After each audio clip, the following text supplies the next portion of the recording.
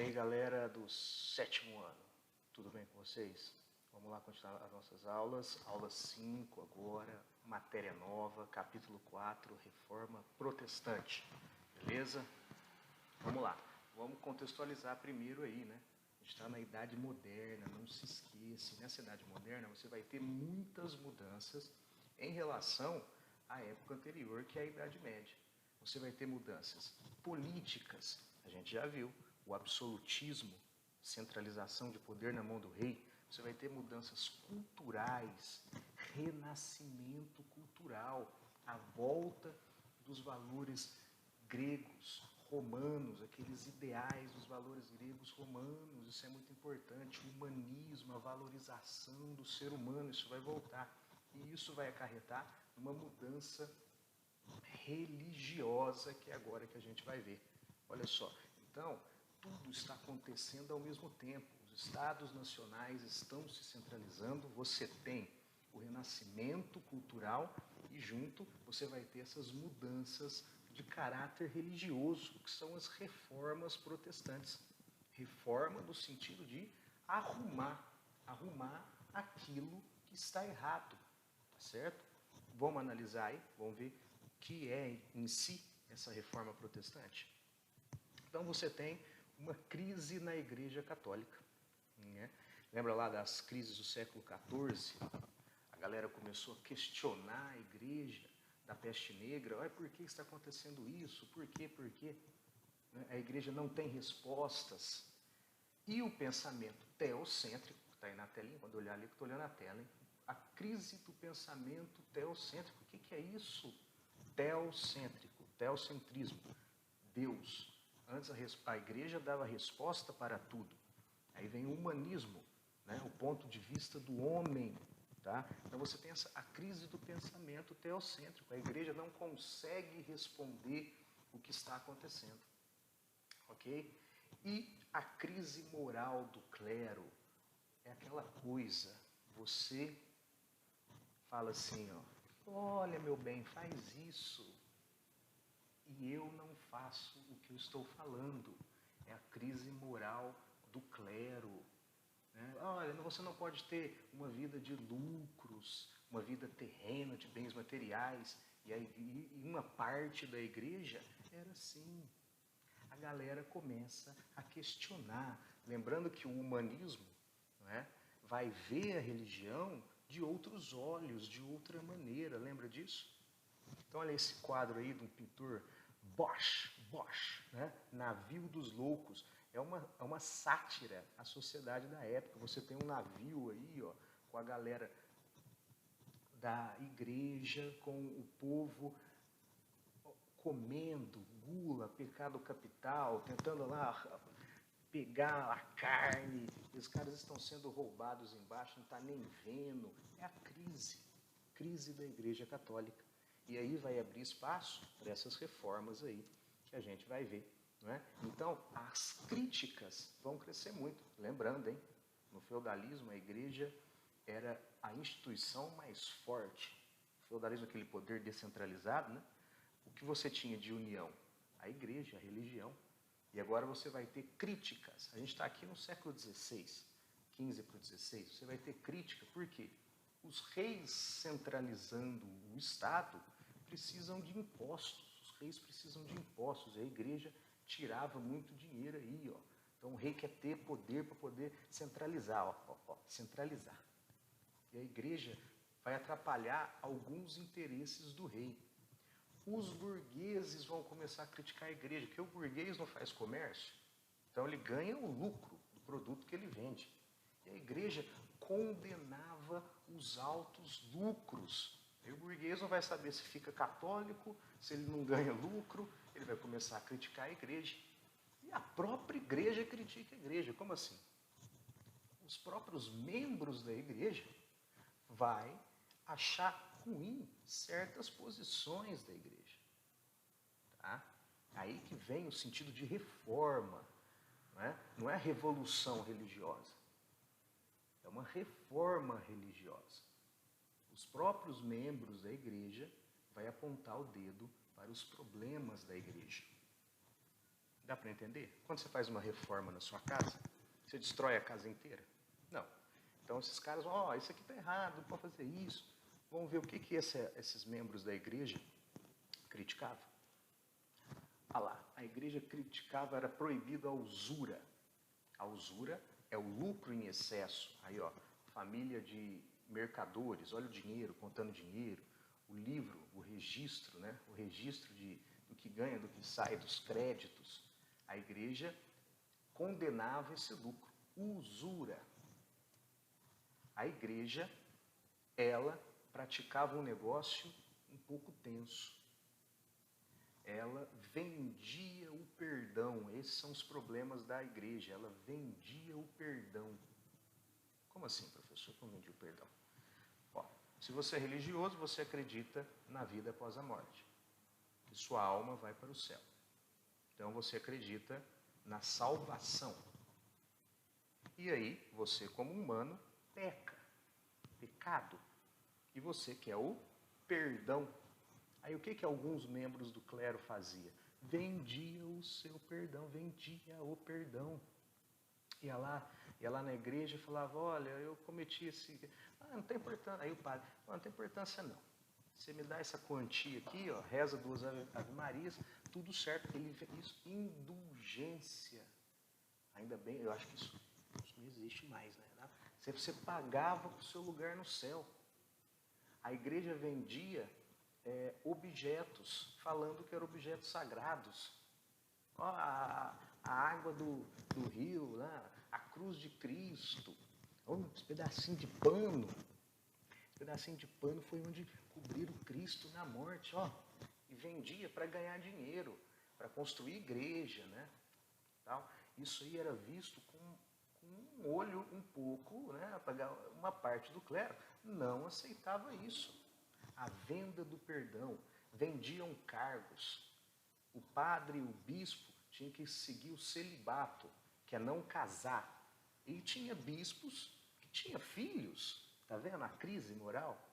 Então a galera, nessa idade moderna, começa a ver esses problemas e começar a apontar o dedo ali para eles. Olha lá, o cara pede dinheiro, mas olha lá. Entendeu? Então você tem problemas dentro da própria Igreja Católica.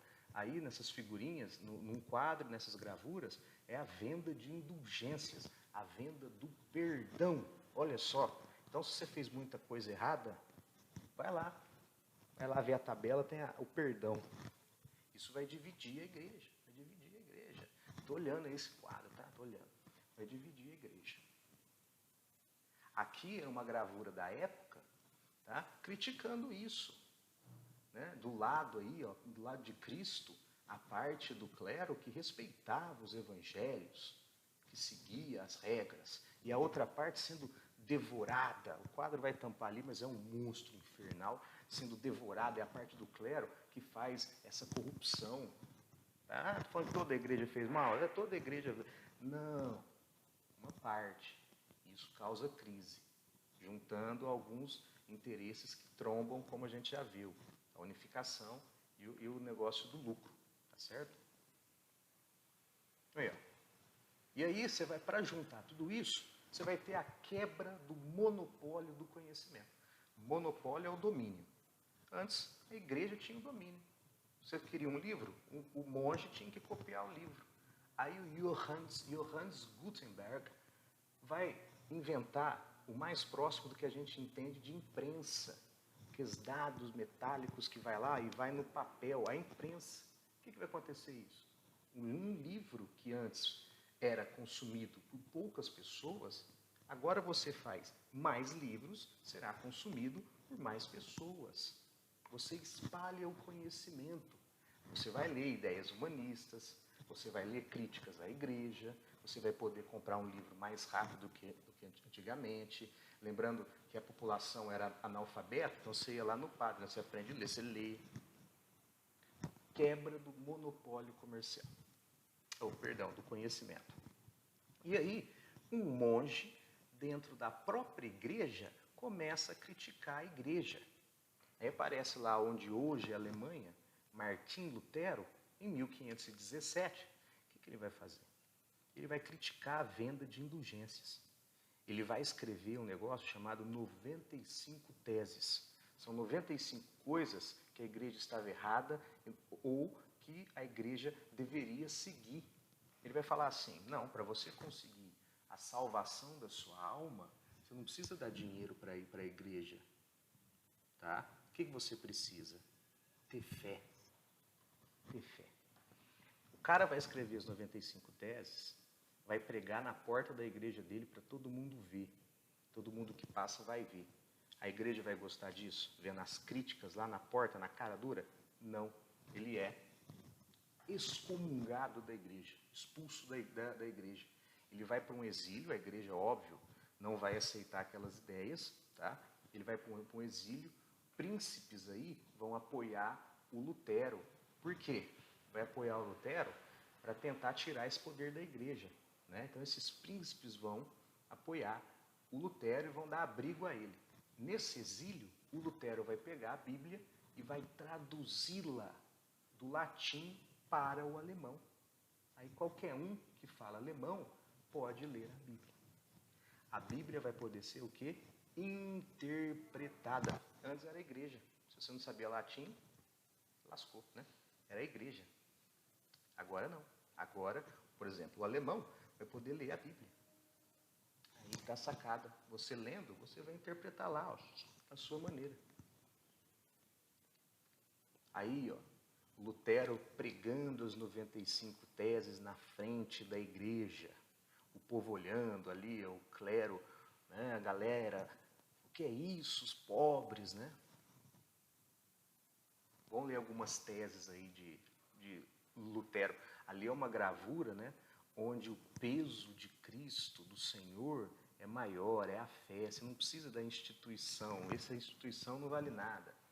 Quer dizer, vale, né, mas você não precisa pagar para ter isso. Olha lá, o verdadeiro tesouro da igreja é o santíssimo evangelho da glória e da graça de Deus. Siga o evangelho. Qualquer cristão verdadeiramente arrependido tem direito à remissão de pena e culpa, mesmo sem carta de indulgência. Se você está verdadeiramente arrependido, você pode ganhar o perdão, você não precisa comprá-lo. Erram, portanto, os pregadores de indulgências, que afirmam que a pessoa é absolvida de toda pena e salva pelas indulgências do Papa. Olha isso. E a igreja vendia muito indulgência. Olha isso. A igreja vai... Não. E aí, essa reforma luterana, que acontece de 1517 a mais ou menos 1555, vai criar uma nova religião cristã. Tá? Uma nova. Então você vai ter outros tipos de cristianismo. Olha, por exemplo, então uma reforma, algumas coisas eles vão ter igual, outras não. Então a salvação da alma é alcançada somente pela fé. Você pode interpretar a Bíblia, qualquer um pode ler a Bíblia. Eles não vão acreditar em imagem de santo. Não precisa ter aquele monte de sacramento, só 2, batismo e comunhão. Os padres vão poder casar. Está vendo? Você faz uma reforma, que eles não acreditavam, eles vão arrumando. Luteranismo. E essas ideias se espalham, Vai chegar na Suíça, por exemplo. O cara vai ler a Bíblia, vai interpretar a Bíblia da maneira dele. Por exemplo, João Calvino, na Suíça, vai criar o calvinismo. A salvação da alma, para o calvinista, era através da predestinação. Jesus, Deus, aí já sabe como você vai ser em terra. E como você vai conseguir a salvação da sua alma? Através da sua vocação, do seu dom. Através da sua vocação, do seu dom, você arranja um trabalho, aquilo vira o seu ofício, a sua profissão. E através da sua profissão, você vai ganhar dinheiro. E o acúmulo de riquezas é a sua predestinação. O acúmulo de riquezas é aquilo que vai determinar se você vai para o céu ou não. Se você não é um cara que gasta dinheiro, que torra dinheiro à toa, consumista, o calvinismo não. Você tem essa ética de pureza. Você tem que trabalhar e crescer a sua riqueza. Olha, ó, não é assim, então lascou, eu sou pobre, eu não entro no céu, segundo o calvinista. Não, pobre entra no céu. Por exemplo, se você tem lá R$ 100 e morre com 200, tá vendo? Acúmulo de riqueza, você vai para o céu. A questão é o seguinte, ó, eu tenho dinheiro, tenho R$ 100, agora estou devendo 100, gastei, balada, gastei. Não, você está no meio dessas coisas materiais, essas coisas erradas. Calvinismo é o trabalho, é o lucro. Quem vai virar calvinista? A igreja criticava o lucro. Quem era? Burguês. Agora o que vai acontecer? Os burgueses vão aderir a essa religião. É o capitalismo, né? Lucro. Calvinismo, predestinação. Você vai entrar no céu? Você gasta muito ou não? Não. Então essas novas ideias vão se proliferando pela Europa. Interpretação da Bíblia, como buscar a salvação da alma. A gente já viu uma lá também antes. A moto. A gente já viu uma lá antes, o anglicanismo, lembra? Isso aí, o rei Henrique VIII, que queria se divorciar, a igreja não deixava, não anulou o casamento, lembrando que a igreja proibia o divórcio. A igreja anulava o casamento se a mulher fizesse alguma coisa errada, né? Então, ele não conseguiu anulação. O que ele fez? Não, beleza, se eu não vou conseguir anulação, eu vou criar minha própria igreja. Ele vai lá, rompe com a igreja católica, confisca os bens da igreja católica na Inglaterra, decreta o ato de supremacia em 1534, cria a igreja anglicana de Anglos, né, os anglos, os ingleses, e ele é o chefe do Estado e da religião. Pronto. Fortalecimento do absolutismo. Que depois, com a filha dele, Elizabeth I, esse anglicanismo vai se consolidar, que ela vai criar lá, né, a hierarquia e tudo e tal. Mas comecem com Henrique VIII no ato de supremacia. Olha aí, lembra que eu falei antes dos reis? Olha um rei aí rompendo com a igreja. Fortalecimento do absolutismo. Então essas ideias de quebra do... Antes era só a igreja católica cristã. Agora não. Agora com a interpretação da Bíblia, você vai ter a quebra desse monopólio cristão católico e você terá outras religiões cristãs. Tranquilo? Então, você vai ter que buscar a salvação da alma. Salvação da alma. Ou pela fé, ou pela sua predestinação, né? E isso também gera, né, essas coisas de religião, vai ter uma época que vai gerar o quê? Muitas guerras de religião pela Europa. Isso é um exemplo. Na França, você vai ter guerras, aí que vai entrar um rei, vai entrar outro, aí a Catarina de Médici na noite de São Bartolomeu, onde foi mortos um monte de cristãos em 1572. Qual a consequência disso? Guerras de religião. Não, você tem que ser essa, tem que ser essa, tem que ser aquela, né? Mas enfim, mas aí, está quebrado o monopólio da Igreja Católica. Galera, encerramos. Liga aqui não, ó. Opa, encerramos, beleza? Nossa aula 5.